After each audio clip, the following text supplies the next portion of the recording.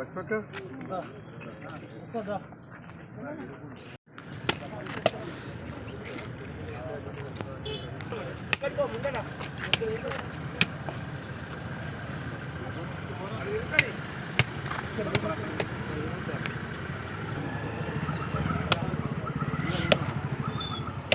మొత్తం అప్పుడు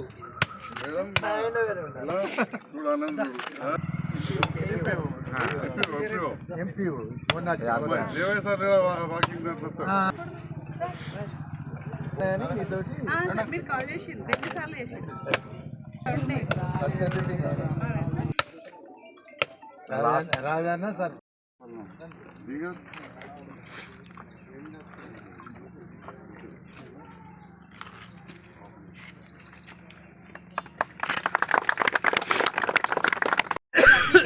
ఇప్పటికి నా దగ్గర ఆ వీడియో ఉంది. సార్ నన్ను చాలా మెచ్చుకున్నారు ఆ రోజు. ఎందుకంటే రైకల్ మండల్లో ఇటికాల్ అనే ఒక గ్రామ పంచాయతీలో హరితహారానికి సంబంధించి అక్కడున్న ప్రజలందరూ కలిసి కొంత అమౌంట్ జమ చేసుకొని చెట్లు నాటడం కోసం చాలా పెద్ద ఎత్తున వాళ్ళు ప్రోత్సాహం అందించారు. సో ఆ విషయంలో సార్ నన్ను అంటే అక్కడ కార్యదర్శి అప్పుడు నేను ఈవోగా పనిచేస్తున్నా, ఇప్పుడు ప్రమోషన్లో ఎంపీఓ అయ్యాను. ఈవోగా పనిచేసేటప్పుడు సార్ నన్ను చాలా అప్రిషియేట్ చేసి నాకు ఏమంటారు ఒక ధైర్యం చెప్పారు, ఇట్లాంటి మంచి కార్యక్రమాలు ఎంప్లాయీస్ చేయాలి అనేసి. ఆ వీడియో ఇప్పటికీ ఒక్కొక్కసారి చూసుకుంటూ ఉంటాను, ఎందుకంటే ఓకే మాకు కూడా కొంచెం సపోర్ట్ ఉంటుంది, మమ్మల్ని కూడా మెచ్చుకునే వాళ్ళు ఉంటారు అనేసి.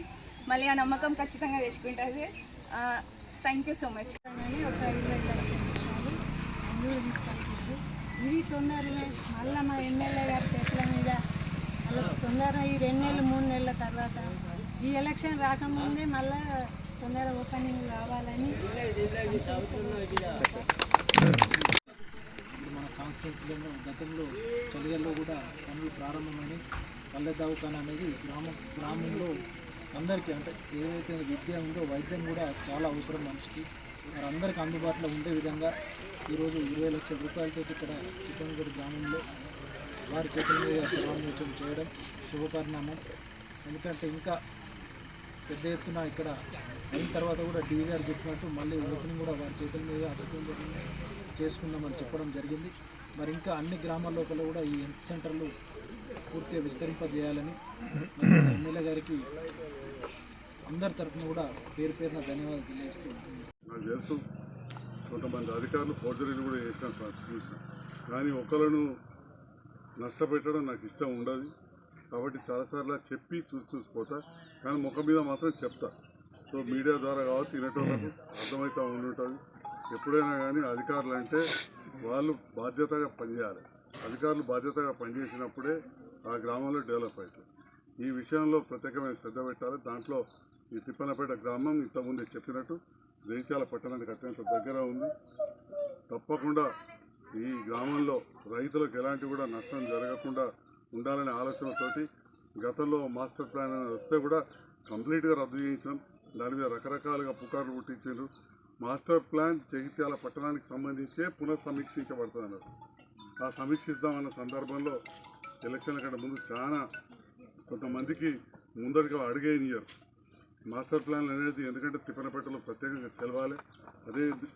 అదే రకంగా గ్రామాలకు కూడా ఇవ్వాలే పరిస్థితులను బట్టి మనం మార్చుకోవాల్సిన అవసరం ఉంటుంది.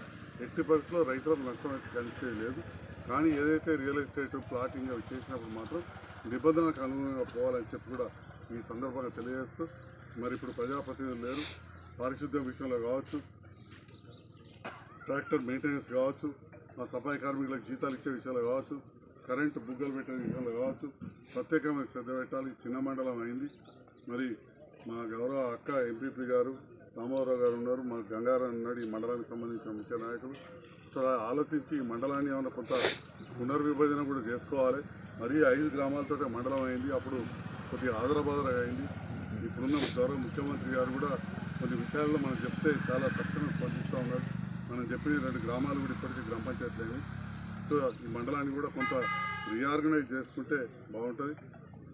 తిప్పనపేటగానే ఉండని దాన్ని ఎట్టి పరిస్థితుల్లో శంకరాపల్లి ఒక్కటే కలుపుకున్న అవసరానికి ఇక మిగతాది గ్రామ పంచాయతీగానే ఉంటుందని చెప్పి కూడా నేను ఈ సందర్భంగా తెలియజేస్తూ, కానీ గ్రామ పంచాయతీ పరిధిలో ఏదైతే అభివృద్ధి కార్యక్రమాలు జరుగుతాయో అవి ఒక క్రమబద్ధంగా జరిగితే ఈ గ్రామము ముందు డెవలప్ అవుతుంది.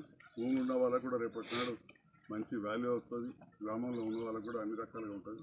దాంతో పాటుగా డబుల్ బెడ్రూమ్ ప్రాజెక్ట్ అప్పుడు కట్టాం. ఇప్పుడు ఇందిరా మిల్లు ఇచ్చే కార్యక్రమం ఉంటుంది. ఇక్కడ కడు పేదస్తులు కూడా ఉన్నారు, ఉన్నోళ్ళు భూముల ధరల నుండి బాగా ధనవంతులు ఉన్నారు, కడు పేదస్తులు కూడా ఉన్నారు.